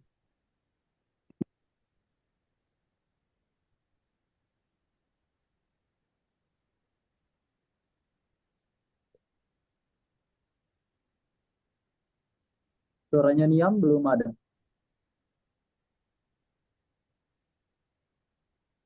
Baik, Ibu, kita beralih saja. Halo, halo, halo. Oke, silakan. Nah, Ada ya, kedengaran? ya Aman. kedengeran. Oke, Silahkan. baik. Tadi mikrofon saya agak error berarti. Halo Bu, saya M. Niam Prima Putra dari kelompok 2. Heeh. Sebelumnya terima kasih tadi atas materinya sangat bagus banget. Saya sendiri tuh pengen tahu pendapat Ibu tentang carbon offset. Pertanyaan saya sendiri, sebagaimana detail proses carbon credit atau offset yang dilakukan itu, bagaimana pendapat Ibu tentang perusahaan internasional yang membeli carbon credit dari negara lain tanpa ada melakukan usaha untuk mengurangi pengeluaran greenhouse gas mereka sendiri, yang mana mereka justru mengeluarkan emisi lebih banyak dari tahun per tahun. Eh, dan juga bagaimana pendapat Ibu tentang adanya investigasi Bloomberg tahun 2021 di mana ditemukan 40% dari proyek eh, yang dibeli untuk carbon offset itu nggak ada hasilnya sama sekali dan malah berakibat buruk terhadap environment. Itu aja sih, Bu. Oke, untuk yang pertanyaan pertama, tadi kan bagaimana offset yang dilakukan oleh perusahaan-perusahaan besar gitu ya. Nah, itu biasanya seperti yang tadi saya terangkan, perusahaan-perusahaan itu mereka kan misalnya sudah pledge gitu ya bahwa mereka sudah menyatakan bahwa mereka akan zero emission gitu by 2030 gitu misalnya atau 2050. Nah, itu mereka biasanya yang mereka lakukan yang pertama mereka lakukan itu mereka akan melakukan life cycle assessment. Jadi life cycle assessment itu maksudnya mereka akan melihat eh, lini produksinya mereka, proses produksinya mereka secara keseluruhan itu untuk mengurangi emisi di setiap tahapannya seperti itu. Jadi eh, keuntungan yang akan mereka peroleh dengan mereka melakukan life cycle assessment dan juga adjustment dalam proses-proses itu adalah mereka prosesnya nanti akan menjadi lebih efektif dan efisien. Dan ketika efektif dan efisiennya bertambah, secara cost pasti berkurang gitu. Jadi si perusahaan-perusahaan itu pasti akan memilih untuk melakukan itu dulu gitu. Jadi misalnya kayak ketika mereka sampah atau limbah yang dihasilkan dari satu proses itu ternyata bisa dipakai sebagai intake atau input untuk proses yang lain. Nah, itu biasanya mereka akan lakukan seperti itu. Dari itu hasil dari life cycle assessment. Nah, setelah mereka melakukan perbaikan di dalam proses apa namanya value chain-nya mereka itu sendiri, di dalam proses ininya lini produksinya mereka, biasanya mereka nanti akan berkembang ngelihat ke value chain.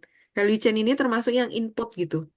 Input karena kan ketika mereka memproduksi itu inputnya itu bisa dari pihak lain kan nggak maksudnya mereka nggak menghasilkan sendiri seperti itu. Nah, mereka juga harus ngeliat nih inputnya ini apakah masih ada emisinya atau enggak gitu. Nah, biasanya ketika itu udah value chain itu yang kemudian menjadi lebih susah dikontrol oleh si perusahaan itu sehingga ada yang namanya inevitable emission itu yang tadi yang emisi yang mau nggak mau pasti ada gitu karena eh, itu kan ketika kita ngomong value chain itu nggak semuanya berada within their control kan ada juga yang di luar yang suppliernya atau distributornya seperti itu. Nah, jadi mm, ketika ada yang aspek yang seperti itu disitulah mereka harus membeli offset kalau mereka mau mencapai pledge-nya tadi yang apa zero emission seperti itu. Itu ada, saya ingat Nestle itu pernah membuat short movie yang menjelaskan kesulitan mereka, tantangan mereka untuk memenuhi pledge yang zero emission itu. Dan itu mereka betul-betul bagus gitu karena itu yang dijelaskan oleh mereka itu adalah ketika itu sudah di luar lini produksinya, yaitu sudah di value chain-nya mereka karena itu sudah di luar ya beyond their control seperti itu. Itu yang pertama. Lalu yang untuk kedua, untuk yang apa namanya Carbon Project yang liputan dari Bloomberg itu memang ada sejumlah Carbon Project yang dia itu secara kualitas mungkin nggak robust gitu ya. Jadi dalam artian ada dalam proses implementasinya, biasanya ini terjadi ketika wilayahnya itu besar sekali. Jadi wilayah yang dijadikan Carbon Project itu besar sekali sehingga stakeholdernya itu banyak banget dan resources dari si carbon project developernya itu tidak memadai untuk benar-benar working with all the stakeholders within the project area. Biasanya itu yang terjadi. Ketika si eh, apa namanya stakeholdernya banyak, terus ini dianya nggak punya resources untuk kerja dengan mereka satu semuanya gitu. Mereka akan memilih yang paling penting gitu, yang paling signifikan. Kemudian juga sama kan kalau misalnya kayak kita punya uang yang terbatas, belanja bulanan kita terbatas, eh, kita akan memilih untuk membeli barang-barang yang paling penting gitu. Misalnya kayak beras gitu kita mesti beli gitu karena itu untuk makan kita gitu. Atau kita akan membeli misalnya alokasikan untuk pendidikan anak misalnya seperti itu. Nah, itu sama kurang lebih seperti itu. Jadi ketika kemudian ada liputan dari media dan apesnya dia nanya ke orang yang tidak dianggap tidak masuk dalam list yang penting yang di apa diajak kerjasama. Nah, itu jadi kemudian ini kan, oh enggak, aku nggak ngerti gitu ada project ini gitu kan. Orang itu akan ngomong gitu karena dia memang nggak dilibatkan seperti itu. Nah, jadi ada tuh potensi-potensi yang seperti itu. Atau ketika proses monitoring MRV-nya tadi itu nggak robust gitu. Jadi dia ada kebakaran misalnya, ada kebakaran tapi luput gitu, nggak masuk di dalam MRV-nya mereka. Padahal itu seharusnya ketika misalnya ada kebakaran hutan, itu harus diukur berapa luasannya, terus burn scar-nya itu berapa, jadi kedalaman terbakarnya itu berapa, lalu di situ materialnya seperti apa, itu semuanya harus diukur karena itu nanti harus masuk ke dalam perhitungan baseline kan untuk apa namanya perbaikan emisinya seperti itu. Kayak gitu sih. Eh, kalau misal boleh nanya sekali lagi nggak, Bu? Boleh. Boleh nggak Itu Mas kalau Yudi? Saya mah boleh aja. kalau misalnya kayak gitu bukannya nanti bisa diklaim sama company-nya tuh kalau mereka tuh mengoffsetnya lebih banyak daripada yang sebenarnya di offset gitu gara-gara itu pengecekannya atau prosesnya memang nggak robust dari itu orang yang menjual carbon offsetnya itu gimana? Biasanya kalau kayak begitu nanti akan ada proses itu yang tadi proses verifikasi karena kan sebelum di issued karbon kreditnya akan ada verifikasi pihak ketiga, auditor pihak ketiga. Sorry, kok pihak ketiga, auditor independen. Jadi maksudnya itu tetap harus melalui proses verifikasi oleh auditor gitu. Jadi disitulah nanti biasanya yang bisa ketemu gitu. Ini em, maksudnya bener nggak nih proyeknya gitu. Dia sudah oke belum? Biasanya kalau ada temuan nanti auditornya ketika dia ke lapangan, si auditor ini akan ngirim orang ke lapangan dan dia akan ngecek. Jadi ini tergantung juga si auditornya. Auditornya bagus apa enggak gitu. Karena sama kayak misalnya apa ya? eh, kita ngomong misalnya kendaraan gitu, eh, motor gitulah. Kan kalau di Indonesia orang tuh kalau ngomong motor tuh mungkin di kepalanya oh Honda gitu atau Suzuki gitu kan ada apa big players gitu ya. Nah itu sama auditor tuh juga gitu. Ada big players auditor. Jadi ketika itu auditornya termasuk yang big players itu biasanya secara apa kredibilitas dia bagus gitu. Jadi itu juga menjadi apa namanya ketika dia mengaudit dia akan ngirim orang dia ngecek gitu ya. Biasanya dia udah identifikasi dulu gitu dari ininya, dari si PDD-nya tadi dokumennya itu ini kira-kira area yang bermasalah tuh ini gitu. Jadi nanti dia akan datang ke situ, dia ngecek ke situ. Ketika ada temuan, nanti dia balikin ke itunya, balikin ke siapa namanya si carbon project developernya gitu. Kalau misalnya dia nggak ini nggak benar gitu ya, nggak benar, harus di ini address. Kalau si itunya auditornya belum puas ya nanti nggak bisa ini, belum bisa diisut gitu. Jadi tarik ulurnya di situ sih ininya untuk prosesnya. Lalu untuk yang apa yang sudah eh, di offset yang udah dibeli gitu biasanya nanti akan ada kayak rekalkulasi ulang kalau memang ada temuan seperti itu. Oke, baik. Terima kasih, Bu, atas jawabannya. Mm. Oke, terima kasih Niam dan juga Ibu atas diskusi untuk pertanyaan kedua yang datang dari Niam tadi. Selanjutnya kita akan beralih pada pertanyaan ketiga yang datang dari Saudari Ita. Namun Saudari Ita, mohon maaf Ibu tidak dapat langsung menyampaikannya secara langsung Oh, karena mengalami kecelakaan. Gitu. Habis oh, mengalami kecelakaan. Baik, untuk pertanyaannya sudah diketik. Pertanyaannya adalah bagaimana pendapat Ibu sendiri secara pribadi terkait dengan Badan Negara Non BUMN, BRGM, Badan Restorasi Gambut dan Mangrove terkait dengan proyek karbon yang ada di Indonesia. Berikut Ibu pertanyaan. oke. Kalau untuk BRGM kan dia itu eh, lem- apa sih disebutnya kayak ad hoc ya, lembaga lembaga negara yang ad hoc. Ini saya agak susah menjawabnya karena gini, eh, dia sih memang punya proyek restorasi gambut, iya betul. Tetapi dia tidak mendaftarkan proyek restorasinya itu sebagai carbon project karena kan dia menerima funding. Jadi dia sudah kayak apa? Kayak nggak ada additionality-nya gitu loh, Mbak Ita. Karena memang dia wajib melakukan itu gitu. Jadi itu memang best practice yang harus dilakukan oleh si BRGM itu karena sesuai mandat dari pemerintah, mandat dari negara gitu untuk melakukan restorasi gambut. Jadi itu dianggap sebagai memang sudah best practice-nya mereka dan mereka juga menerima funding dari donor gitu sehingga tidak ada additionality-nya. Itu sih kalau misalnya dari sisi teknikalnya itu yang pertama dia udah kayak gugur duluan gitu karena sudah apa nggak ada untuk additionality-nya.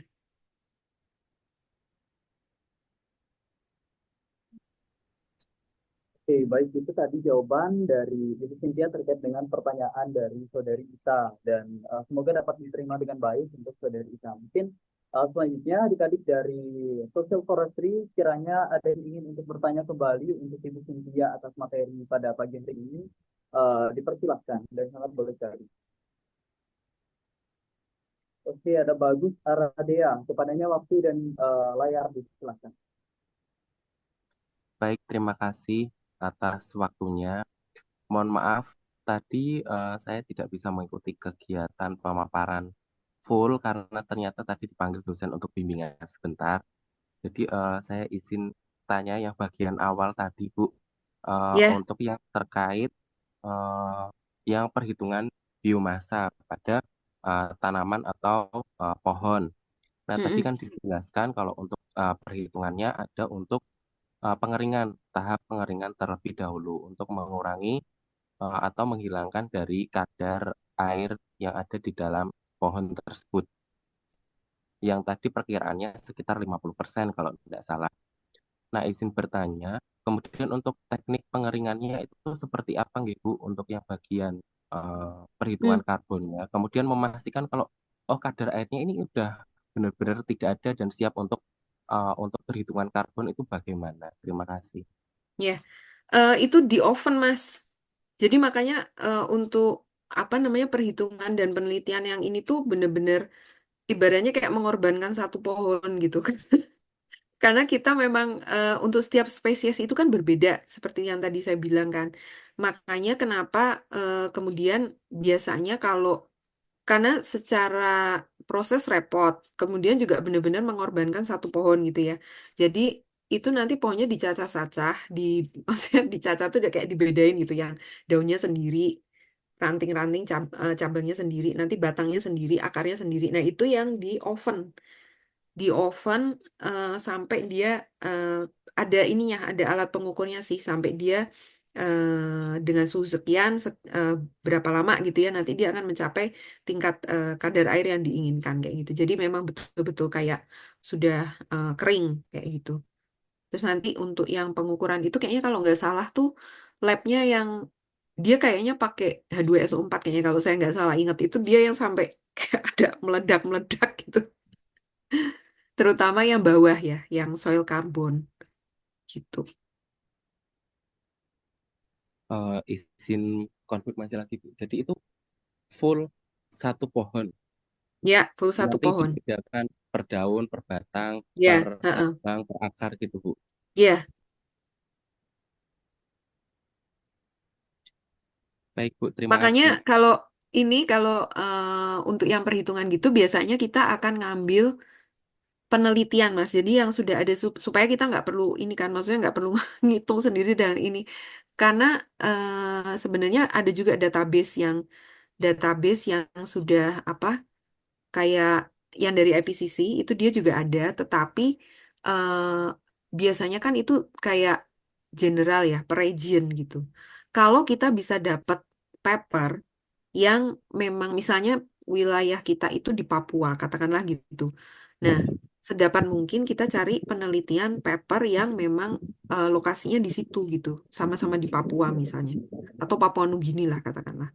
Itu masih oke lah. Tapi kalau nggak bisa juga naik lah. Jadi se-Indonesia gitu. Se-Indonesia ambillah yang Indonesia Timur misalnya seperti itu.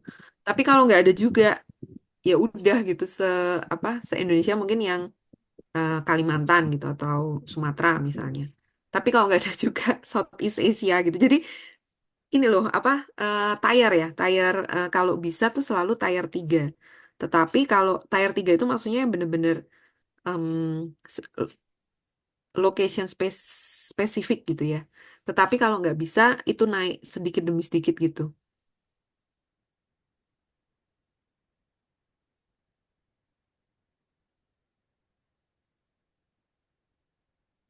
Oke, bagus. Gimana? Jawaban dari Bu Cynthia aman? Baik, Ibu. Terima kasih atas jawabannya. Oke, baik. Terima kasih untuk Bagus yang sudah mengajukan pertanyaan dan juga Ibu Cynthia yang sudah menjawab dengan sangat baik dan memberikan gambaran untuk Saudara Bagus. Dan selanjutnya, apabila adik-adik dari tim Free ada pertanyaan kembali, mohon untuk dapat raise hand pada kolom ini. Oke, sepertinya sudah tidak ada pertanyaan lagi Bu dari tim Social Forestry. Dan selanjutnya kita invite Ibu Cynthia untuk dapat memberikan motivational sentence or happy message for the generation of history. Dipersilahkan. Buat teman-teman semua, terima kasih sudah hadir pada pagi hari ini. Apa namanya untuk perhutanan sosial dan juga Carbon Project itu memang mungkin bagi teman-teman hal yang baru. Mungkin ada juga yang memang sudah ada background di situ. Ini adalah area yang menarik sebenarnya dan punya potensi bagus gitu ya untuk kedepannya. Jadi saya sih mendorong teman-teman untuk bisa mempelajari lebih lanjut dan terutama karena eh, kalau teman-teman yang memang berasal dari area yang memiliki hutan gitu ya, hutan itu sebenarnya paru-paru kita juga gitu ya, karena dia menghasilkan oksigen, dia juga membantu daur air seperti itu dan juga menjaga kesuburan tanah. Jadi kalau kalian bisa menjaganya, jagalah hutannya. Terima kasih Bu. Berikut adalah motivasi yang diberikan oleh Ibu Cynthia kepada para generations dari program Social Forestry dan semoga dapat diaplikasikan ataupun dapat diaktualisasikan secara lebih baik pada kehidupan yang nyata. Dan selanjutnya kita akan beralih pada sesi submission of certificate atau penyerahan sertifikat yang akan langsung diberikan oleh pihak PIC program, yakni ada Kak Erna selaku PIC dari program It's Free pada batch 7. Kepada Kak Erna, waktu dan layar dipersilakan.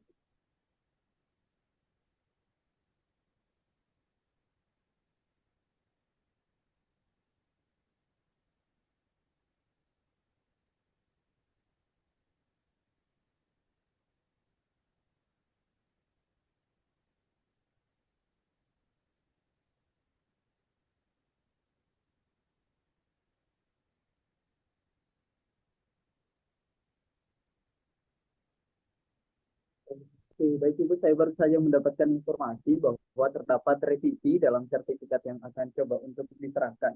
Jadi Oh, selanjutnya, mohon maaf Ibu, jadi kita akan beralih pada sesi dokumentasi yang akan dibantu oleh pihak tim media dari tim Social Forestry. Dan untuk itu, in a countdown, I will take our pictures as a form of documentation. 3, 2, 1, siapkan untuk pose terbaik Anda. Dan the picture has been taken. Okay, repeat again. 3, 2, 1, and the picture has been taken. Oke, terima kasih untuk Ibu Cynthia dan juga adik-adik semua.